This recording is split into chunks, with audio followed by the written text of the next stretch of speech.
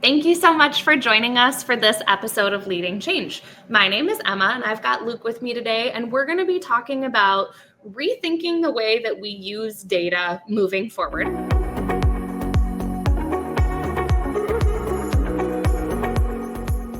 But before I get to all the questions that I've got for you, can you give everybody an introduction? Yeah. Hey, everyone. Emma, thanks for having me on. My name is Luke Fraser. I'm the CEO of Stepwise Innovation, based here in Boston, Mass. I also teach entrepreneurship at Tufts University, which is a lot of fun. At Stepwise, we help insurance carriers who are struggling to figure out new growth opportunities. And we do that in a couple ways. One is through research and design services, and another is through a software platform that we have that we'll talk a little bit about today, I think. But yeah, I've been doing that for about 7 years. In a past life, spent a lot of time at Liberty Mutual, working in corporate strategy and innovation, and have worked in the startup land as well. So yeah, Emma, excited to be here. Thanks for having me. Well, I appreciate you taking the time to have the conversation. So I teased that we're going to talk a little bit about like maybe rethinking the way that we use data. Yeah. But I think anybody that's watching, anybody that has insurance, anyone that's watched the news knows that we're kind of in a precarious place as an industry as a whole. And I don't want to dive into all of that necessarily, but with all of these shifts that we're seeing and maybe needing to refocus back on the people side of things. Yeah. How should we be shifting our approach to using data that's going to allow us to actually find innovative solutions moving forward? Yeah, I think the insurance industry is there's so many things you could say of like what impasse it's at now, or what moments it's in now. And I think when I think about the insurance industry and generally historically how it thinks about innovation and advancement and changing and like reinventing itself, traditionally we take kind of like one of two approaches, and one is kind of taking this profit first approach. Nothing wrong with it, but it's let's look at our products. Where do we need more rate? Where do we need more margin? And that drives a business strategy. Or second, let's look at the competitors. Let's look at the market, and let's copy them. And honestly, a lot of movements from insurance companies are copying what other people are doing, and there's a lot of reasons for that. And it works in many ways, but that's generally the attitude. But in moments when you're really trying to figure out, who are we as an insurance company? How do we grow? How do we keep expanding, like amidst a lot of stuff happening in the world today? Kind of what we encourage folks is you got to start thinking about innovation and reinvention and use of data very differently. And we kind of encourage two things. So not just looking at competitors, but going out and getting to know your policyholders, getting to know your agents. We work with a lot of folks who try to think about their policyholders as people and as a real source of growth and innovation. And then the second thing kind of we push is helping them look outside of the insurance industry for inspiration. And that's kind of usually how we start with our clients. I think it's also really important. Like you really hit on, we'll dive a little bit more into like the people data side, but you also just hit on a really interesting point of looking outside of the insurance industry. Yeah. Having sold cross vertically and used technology across a bunch of different industries, one of the things that I found really interesting about the insurance industry is that they like to work with people that are focused only in the insurance industry, but there's so much value that comes from seeing similarities and differences and connections. And so I always thought that it was an advantage that we had this like cross vertical vantage point, but a lot of times it made it harder to enter into the insurance industry because they wanted to kind of stay like you've got domain knowledge and industry understanding, which is important, but there's a balance to play there. For sure. Yeah. We often try to work with teams of like a few years ago doing a project on expecting parents and how they think about benefits and life insurance and things like that. What the exercise that often we do in these projects that we work on are so the mindset of someone like thinking about a new family is about, I'm about to enter into something I've never done before. Like there are books people can tell me, but like deep down, I know like I will never be able to experience this until I'm doing it. And so instead of going straight to like, great, how can we sell life insurance to that crowd? like what we encourage is, get to know that crowd deeply, get to know that audience really deeply. And we do that. But also, like, what other experiences do people have where they're going into something that's going to be life-changing?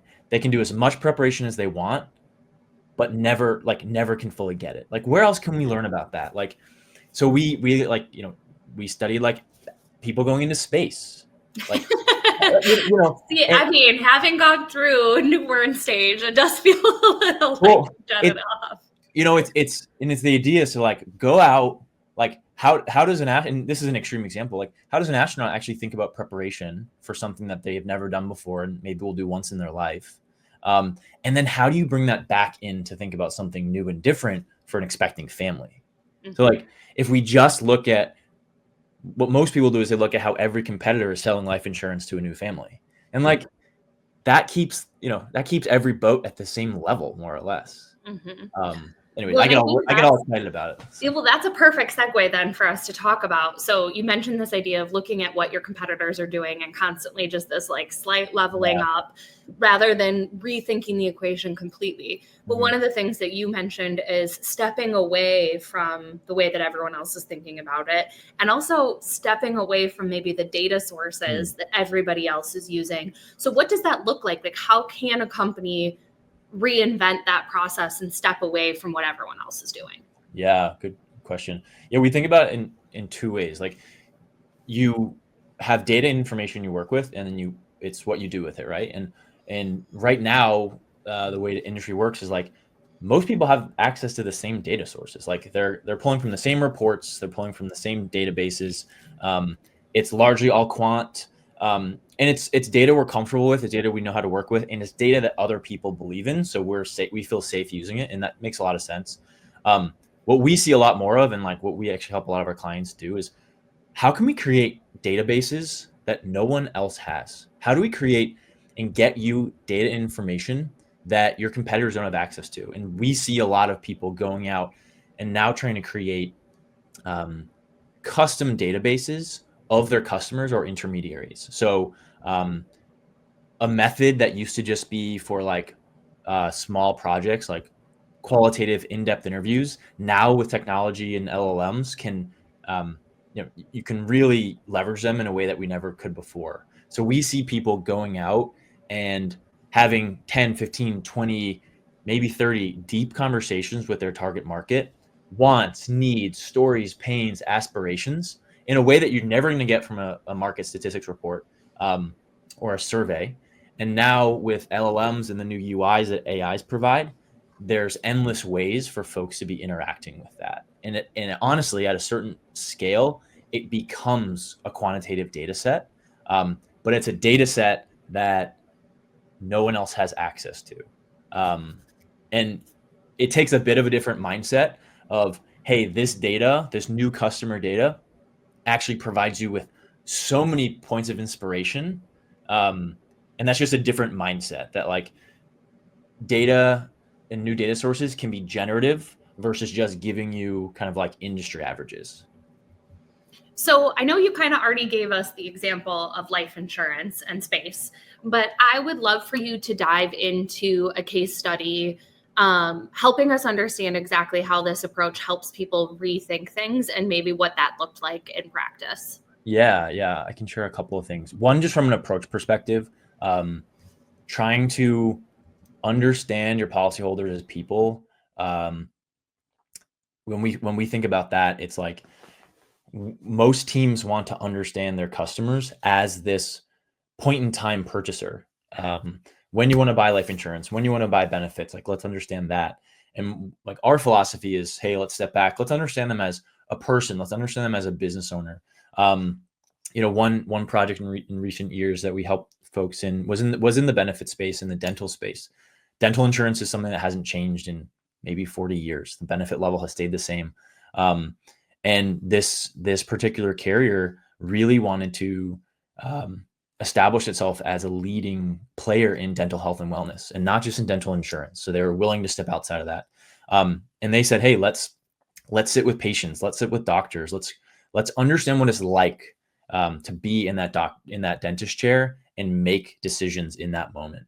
And And that led them to 3 or 4 new venture concepts that they're experimenting and pursuing. When it comes to unique data sets, though, one thing that we're doing right now is we're working with a carrier who sells to small business owners through independent agents, like a lot of people. And they want to be able to interact with that customer, interview that customer, test new ideas in a low risk environment before they go out and do research with agents and small business owners themselves.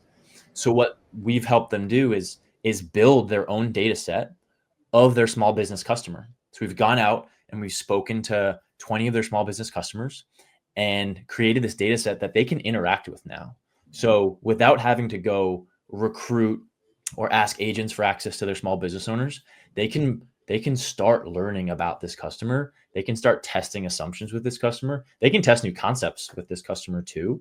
And then go back out to the actual customer and like be ready for those conversations or higher quality insights. And then what they can do is take those real conversations they're having, feed them back into this data set. So it's this like living, evolving data set that becomes a very accurate picture of their customer's thoughts, reactions, wants, feedback. And what's great for them is as they continue all this work, the data set just gets richer. And that's something we don't see a ton of going on right now, but it's positioning this carrier to be really well suited to come up with new things for these small business owners. Well, thank you so much for joining me for the conversation, Luke, and for everybody for watching. If you're not already, make sure that you get connected with Luke. And thank you again for joining me and for everybody for watching, and have a wonderful day. Thanks so much, Emma. Thanks for joining us for this episode of Leading Change. If you like what you saw, be sure to come back on a weekly basis and subscribe for more expert interviews focused on digital transformation, change management, and emerging technologies.